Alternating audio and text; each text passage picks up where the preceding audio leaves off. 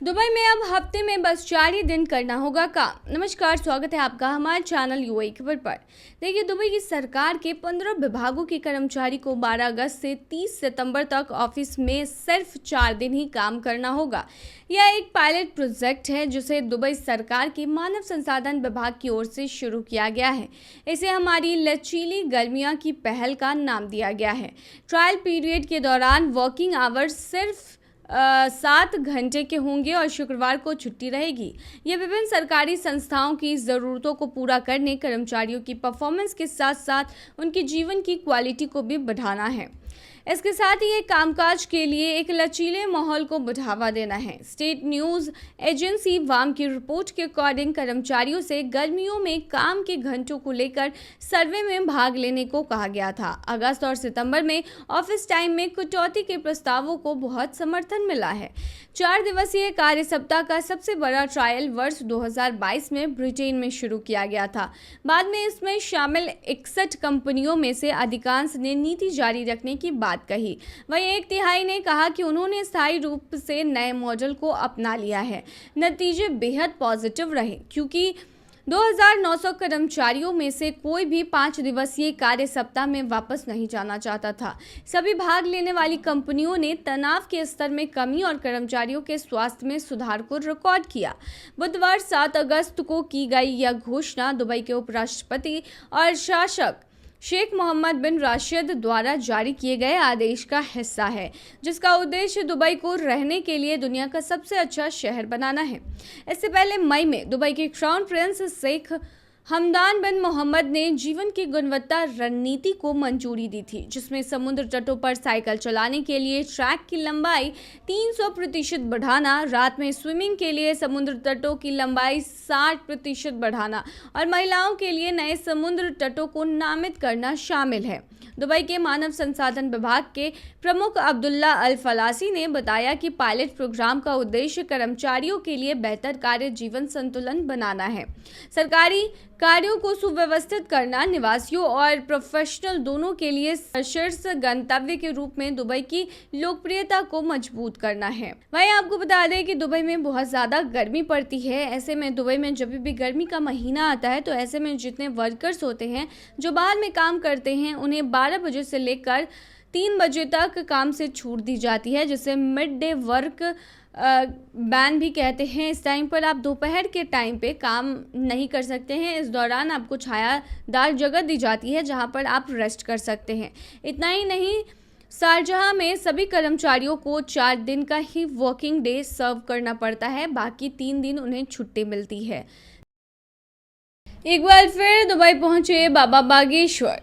देखिए, बागेश्वर धाम सरकार के पीठाधीश्वर और कथावाचक धीरेन्द्र कृष्ण शास्त्री हाल ही में न्यूजीलैंड यात्रा कर रहे थे। न्यूजीलैंड से भारत लौटते वक्त कुछ समय के लिए वह दुबई में भी रुके, जहां डॉक्टर बू अब्दुल्ला ने उनका जोरदार स्वागत किया। बू अब्दुल्ला बाबा बागेश्वर के बेहद करीबी माने जाते हैं। बाबा बागेश्वर धाम के एक्स हैंडल पर इसका एक वीडियो भी शेयर किया गया है, जिसमें बाबा बागेश्वर बू अब्दुल्ला को गले लगाते और उनके साथ हाथों में हाथ थामे नजर आ रहे हैं। इसके बाद बाबा बागेश्वर पर फूल बरसा कर उनका स्वागत भी किया जाता है। डॉक्टर बू अब्दुल्ला ने भी इससे जुड़ा एक video social media platform x पर शेयर किया है। इसके साथ ही उन्होंने कहा कि डॉक्टर बू अब्दुल्ला गुरुजी धीरेन्द्र कृष्ण शास्त्री यानी बागेश्वर धाम का एक बार फिर से दुबई में स्वागत कर सम्मानित महसूस कर रहे हैं। उन्होंने आगे कहा कि महाराज एक हिंदू आध्यात्मिक गुरु और छतरपुर जिले में एक धार्मिक हिंदू तीर्थ स्थल बागेश्वर धाम सरकार के पीठाधीश्वर है। बता दें, डॉक्टर वीयू अब्दुल्ला ग्रुप के चेयरमैन हैं। वह जाने माने बिजनेसमैन हैं। बू अब्दुल्ला रियल एस्टेट, बू अब्दुल्ला बिजनेस कंसल्टेंसी, बू अब्दुल्ला इन्वेस्टमेंट और अन्य वेंचर के मालिक हैं। वह अपने मानवीय कार्यों के लिए भी जाने जाते हैं और उन्हें कोविड-19 महामारी के दौरान किए गए कार्यों के लिए व्यापक रूप से मान्यता भी मिली थी। वहीं बता दें कि बाबा जो हैं वो यूएई से लौटे हैं और भारत वापस आकर उन्होंने अपने भक्तों के लिए एक वीडियो भी शेयर किया है। उन्होंने कहा कि हम अपने वतन भारत में हम आ गए हैं। हमारी यात्रा निर्विघ्न संपन्न हुई, भव्यता के साथ, दिव्यता के साथ, नई ऊर्जा के साथ और वहां रहने वाले हिंदुओं की एकता के साथ ये यात्रा पूरी हुई।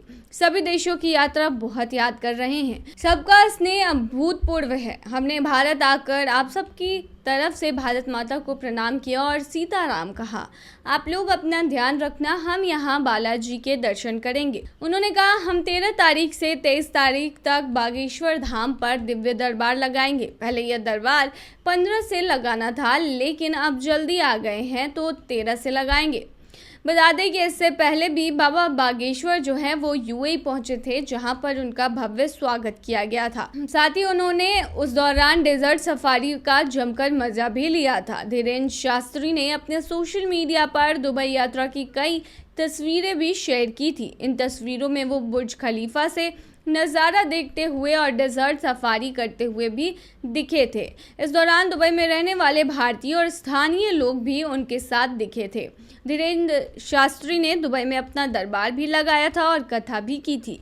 इस दौरान दुबई में उनकी मेजबानी भी अब्दुल्ला ग्रुप के चेयरमैन डॉक्टर बीयू अब्दुल्ला ही कर रहे थे।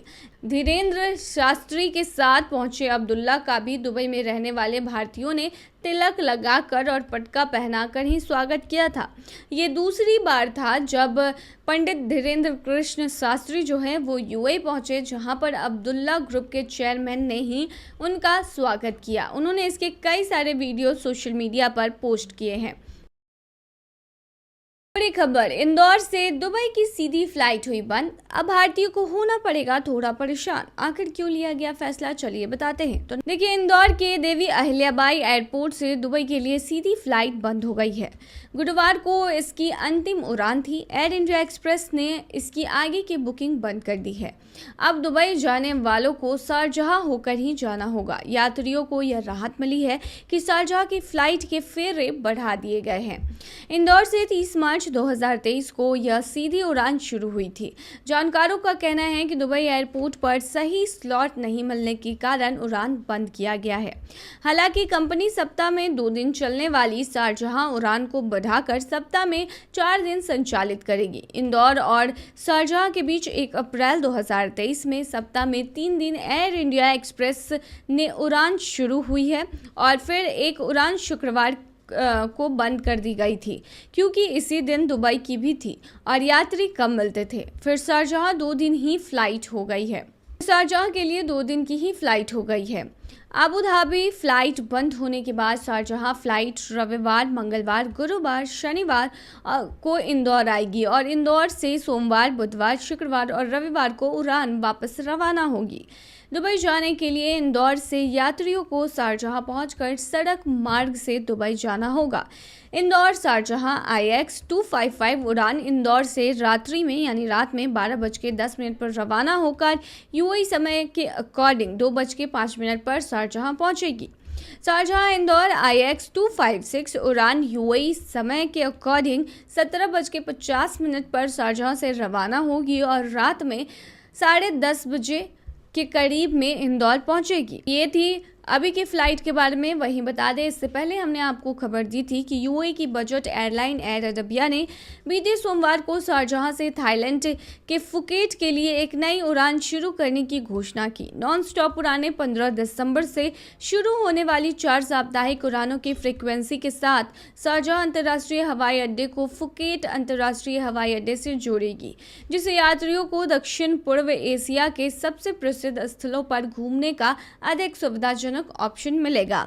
एयर अरबिया समूह के मुख्य कार्यकारी अधिकारी एरियल अल अली ने कहा कि हमें फुकेट को अपने बढ़ते नेटवर्क के नवीनतम जोड़ के रूप में पेश करते हुए खुशी हो रही है, जो धाई बाजार में हमारे पदचिन्ह का विस्तार करेगा।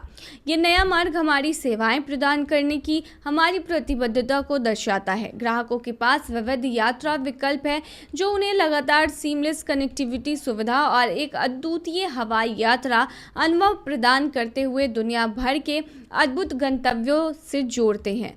तो कई बार उड़ानें शुरू की जाती हैं और कई बार उड़ानें बंद कर दी जाती हैं। इसी कड़ी में इंदौर से दुबई की सीधी फ्लाइट जो है वो बंद कर दी गई है। ऐसे में भारतीयों को दुबई जाने में थोड़ी मुश्किल हो सकती है। तो ये थी तमाम जानकारी। बनी रही ऐसी तमाम खबरों के लिए यूएई खबर पर।